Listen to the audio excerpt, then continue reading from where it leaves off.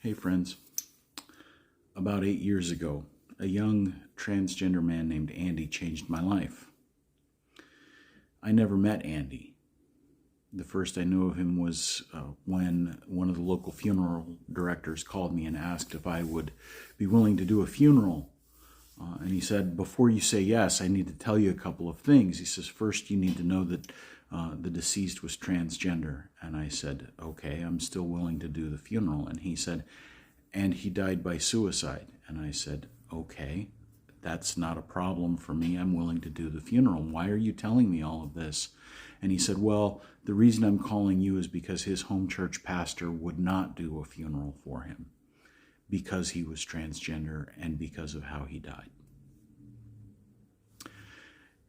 I never met Andy in this life, but in that moment, he changed my life because that told me the importance of being loud and open and obnoxious and in people's face about our allyship and our support of transgender people. It is not enough to not be transphobic.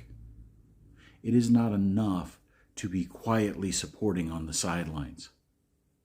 Because the people who are spewing hate at the trans community are not quiet about it.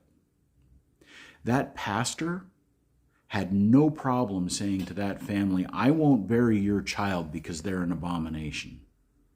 I'm sure he probably had no trouble saying to Andy when Andy was alive that he was an abomination. And maybe that has something to do with how Andy's life ended.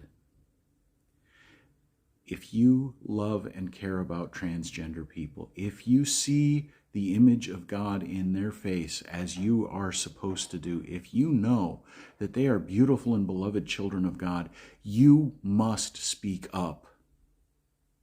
You cannot be quietly affirming.